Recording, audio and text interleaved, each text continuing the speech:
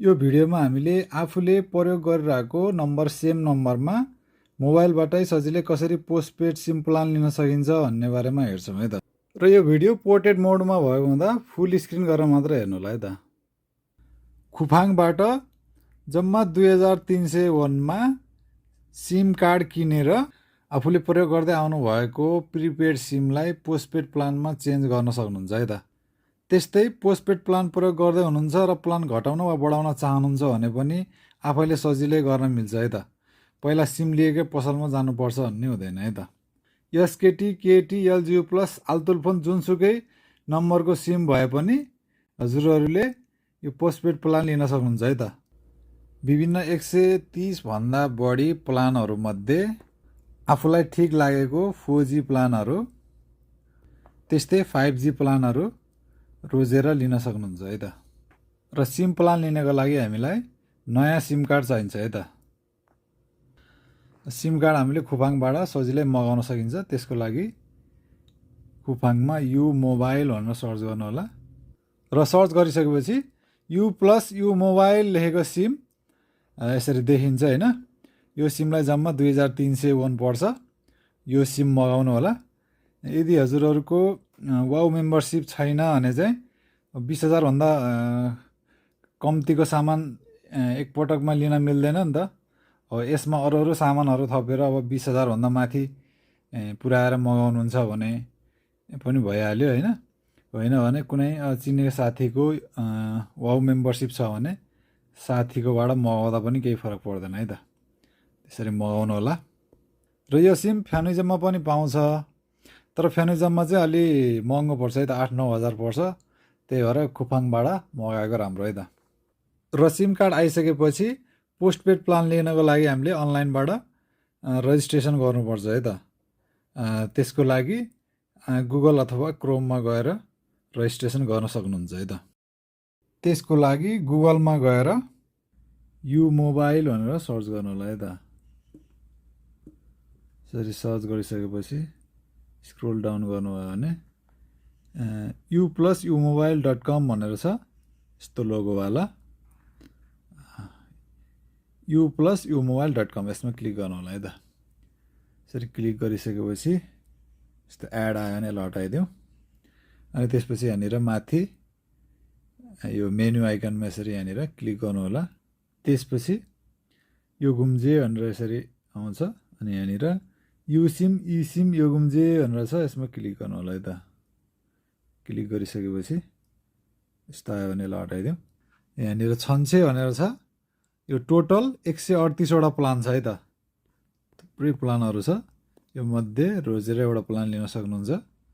यो चाहिँ 4G 5G total 138वटा plan भयो त। अब 4G प्लान LTE भनेर छ यहाँ। 4G प्लान मात्र हेर्नुहुन्छ भने टोटल 110वटा प्लान छ। अनि त्यस्तै 5G प्लान टोटल 23वटा प्लान छ। यो मध्ये रोजेर लिन सक्नुहुन्छ। अहिलेलाई चाहिँ 4G प्लान हेरौँ है त। 4G प्लानको लास्टतिर जानुभयो भने यहाँनिर छ, यो चाहिँ छ मन्थली 11,500 को 5GB डाटा र 1 MBPS अनलिमिटेड है त। यो 5GB डाटा सकेपछि 1 MBPS स्पिडमा हजुरहरूले महिनाभरि जति चलाए पनि यही 11,500 नै आउने है त। यहाँभन्दा बढी काट्दैन। मैले युज गरेर आएको पनि यही प्लान नै हो। युज गरेर आएको 2 वर्ष जति भयो त यो प्लान। धेरै जसोलाई यो प्लान ठिक हुन्छ होला है त। यसमा चाहिँ टक टाइम 100 मिनेट र SMS 100वटा छ। त्यस्तै गरी अरू प्लानहरू थुप्रै छ है त।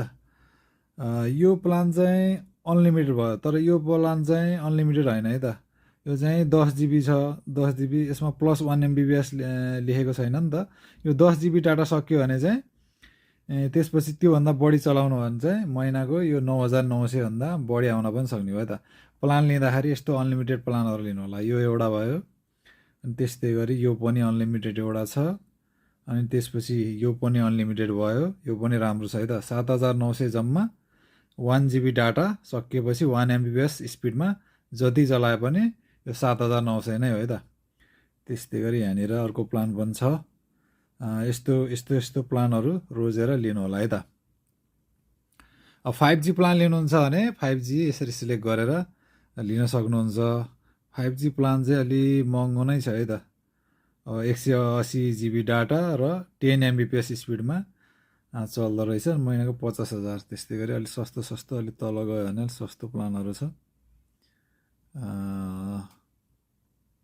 यसरी प्लानहरू रोजेर लिन सक्नुहुन्छ। अहिलेलाई मैले 4G प्लानको एउटा मध्येको एउटा प्लान चाहिँ मैले सिलेक्ट गरेँ त।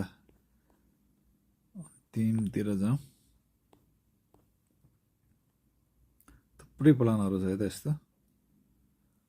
यहाँनिर यो प्लान मैले सिलेक्ट गरेँ त 7,900 को 1 GB डाटा 1 MBS वाला सिलेक्ट गरेँ। यसरी सिलेक्ट गरिसक्नु होला हजुरहरूले।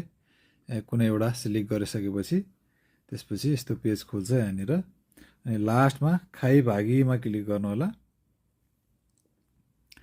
क्लिक गरिसकेपछि यस्तो पेज आउँछ। अनि यहाँनिर छ सेल्फ खेतोङ भन्ने छ, अनि एउटा चाहिँ साङदाम्चा खेतोङ भन्ने छ। सेल्फ खेतोङ चाहिँ हामीले मिल्दैन विदेशीहरूले होइन। यो सेकेन्ड अप्सन चाहिँ रोज्नुपर्ने हुन्छ। यहाँनिर छ वेगुगिन्दो फ्यानागे भनेर छ। यो साङदाम्चा खेतोङमा यसरी सिलेक्ट गरेर अनि त्यसपछि खेतोङ सिजागागीमा क्लिक गर्नु होला है त। त्यसपछि युसिम इसिमुल सन्थे घाँसियो भनेर आएको छ। हामीले गर्ने चाहिँ यो युसिम यो फर्स्टको अप्सन हो। किनकि हामीले यो सिम कार्ड किनिसकेको छ नि त, त्यही भएर यो सिलेक्ट गर्नुपर्ने हुन्छ। यदि हजुरहरूले इसिम बनाउन चाहनुहुन्छ भने चाहिँ यसको लागि चाहिँ सिम चाहिएन। इसिम सपोर्ट गर्ने मोबाइलमा सेटिङ मिलाएर यो गर्न सक्नुहुन्छ है त। इसिम सम्बन्धी ज्ञान छ भने यो अप्सन सिलेक्ट गरेर हजुरहरूले गर्न सक्नुहुन्छ। यो सम्बन्धी भिडियो पनि म पछि बनाउने छु होइन। अहिले हामीले गर्ने चाहिँ युसिम हो। हामीसँग युसिम कार्ड छ नि त, हामीले किनेको कार्ड, त्यो भएर यो फर्स्ट अप्सन युसिममा सिलेक्ट गर्नु पऱ्यो है त। यसमा क्लिक गरेर अनि त्यसपछि युसिम खादरुल खादको खेसिन गायो भनेको छ। हामीसँग युसिम कार्ड छ, त्यही भएर युसिम खाद इस्सुममा सिलेक्ट गर्नु पऱ्यो है त। त्यसपछि सुरेङ हाँसिन युसिम छङ्बोरुल इम्न्याङ हाँस्यो भनेर आएको छ। अनि यहाँनिर युसिम छङ्बो स्क्यान हागी भन्ने छ है त। यसमा क्लिक गर्नुभयो भने फोनको ब्याक क्यामेरा खुल्छ। अनि हजुरहरूले सिम कार्डको पछाडिपट्टिको बार कोड स्क्यान गर्नु भने सिम कार्डको इल्यान बनो सिरियल नम्बर चाहिँ यहाँ अटोमेटिक आउँछ है त। यदि आएन भने हजुरहरूले सिम कार्डको पछाडिपट्टि इल्यान बनो भनेर लेखेको हुन्छ, त्यो नम्बर चाहिँ यहाँ टाइप गर्नुपर्ने हुन्छ है त।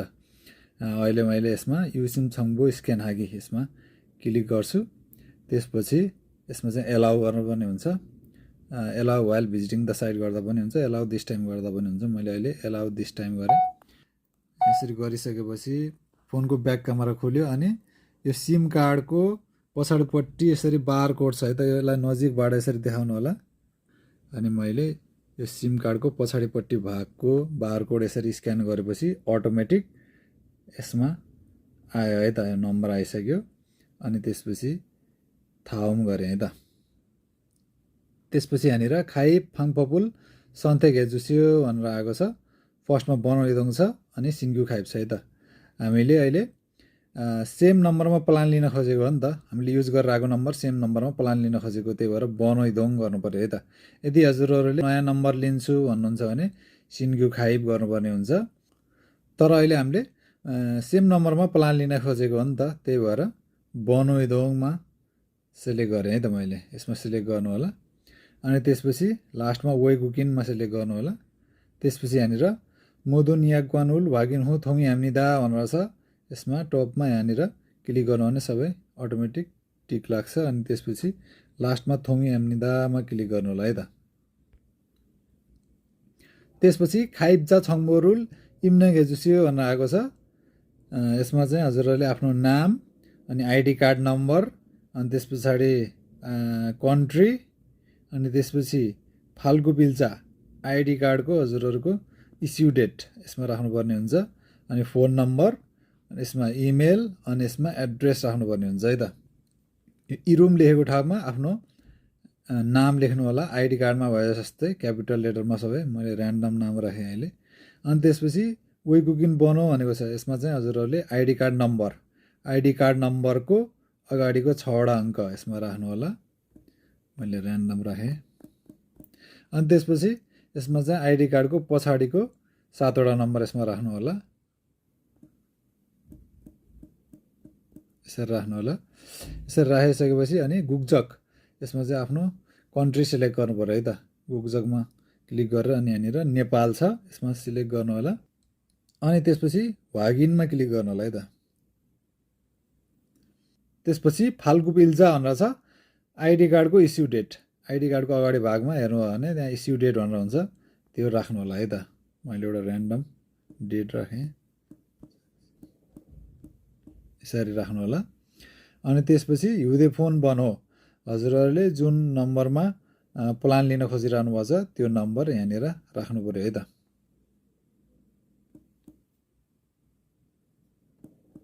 यसरी राख्नु होला। त्यसपछि इमेल लेखेको ठाउँमा आफ्नो इमेल एड्रेस राख्नु होला। अनि त्यसपछि यहाँनिर आफ्नो छुसु एड्रेस राख्नुपर्ने हुन्छ।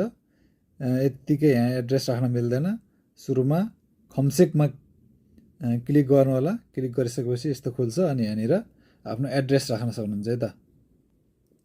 यसमा चाहिँ आफ्नो फुल एड्रेस राख्न सक्नुहुन्छ अथवा एड्रेसको अन्तिम दुईवटा यसरी राख्न पनि सक्नुहुन्छ है त।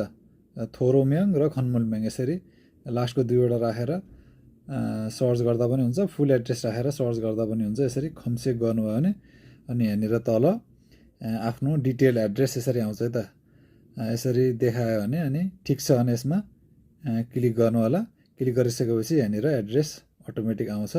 अनि त्यसपछि यहाँनिर साङ्से छुसो सन्थेक, यदि हजुरहरू कम्पनीको खिसुक्समा बस्नुहुन्छ भने आफ्नो यसमा चाहिँ कम्पनीको नाम राख्दा पनि हुन्छ अथवा साङ्से छुसो अप्सुम यसमा क्लिक गरेर थाहा गर्दा पनि हुन्छ।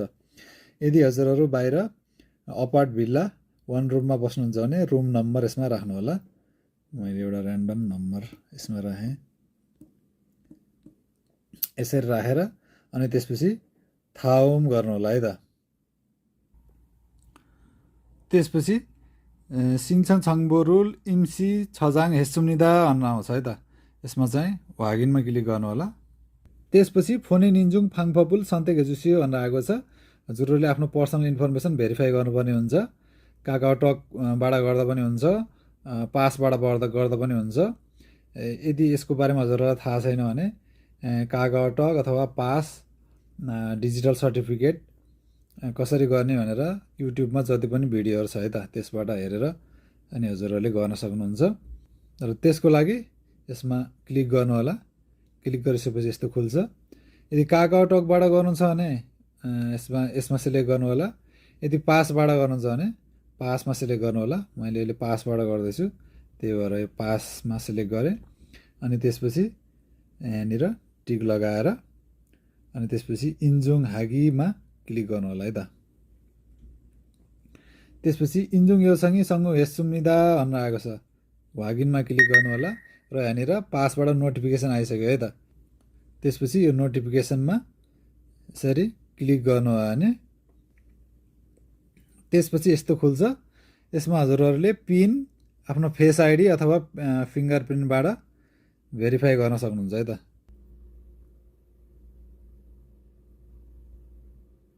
त्यसपछि यसरी पास सम्याङ्गी ओल्यो थयो भनेर यसरी आउँछ है त। अब यो चाहिँ भेरिफाई भइसक्यो, यसलाई चाहिँ थात्की गर्नु पऱ्यो। र त्यस पछाडि अघि हामीले भेरिफाई गरिरहेको ठाउँमा आउनु पऱ्यो है त। यहाँ आएर अनि त्यसपछि इन्जुङ वागिनमा क्लिक गर्नुपर्ने हुन्छ। इन्जुङ वागिनमा क्लिक गरिसकेपछि अनि त्यसपछि खोगेक निम ह्यान्जे इयोङ जुङिन थङसिन्चा छङबोरुल इम्न्याङ हेजुसियो भनेर आएको छ। अनि त्यसपछि यहाँनिर इयोङ जुङिन हिउँदे फोन बनो भनेर छ।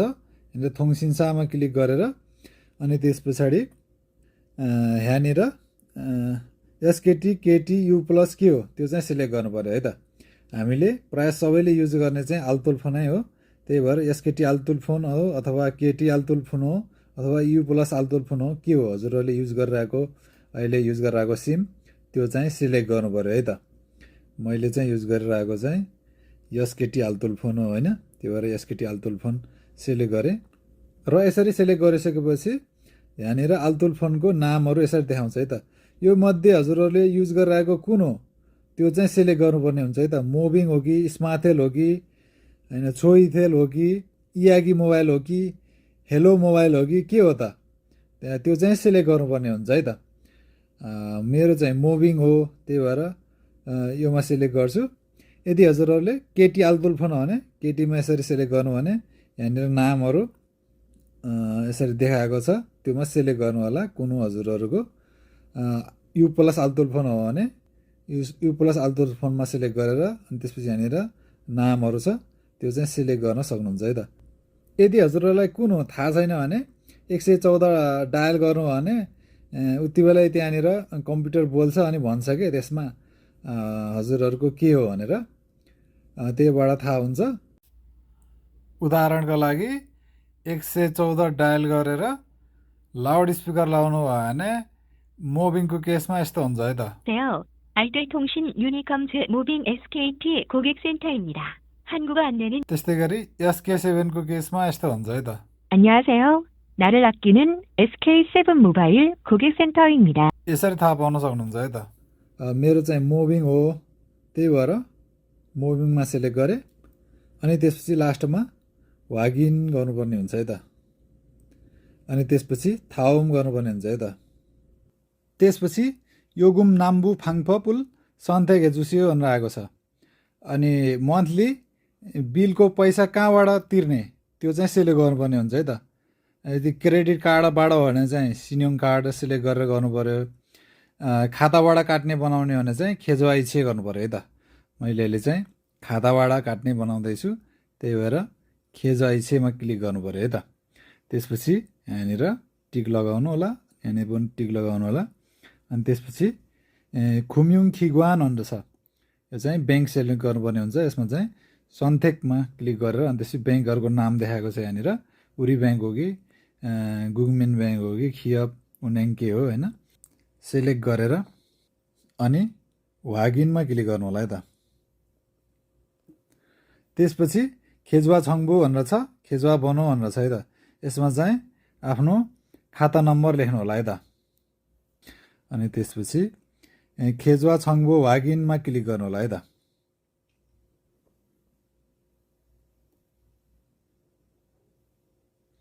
यसरी क्लिक गरिसकेपछि खेजुवा छङ्बो वागिनी वल्यो थोस सुम्निदा भन्न आउँछ। त्यसपछि वागिनमा क्लिक गर्नु होला है त। त्यसपछि लास्टमा थाउमा क्लिक गर्नु होला है त। अनि त्यसपछि छङ्गुसा सुर्याङ भनेर छ, छङ्गुसा फान्नुन फाङफ भनेर छ है त।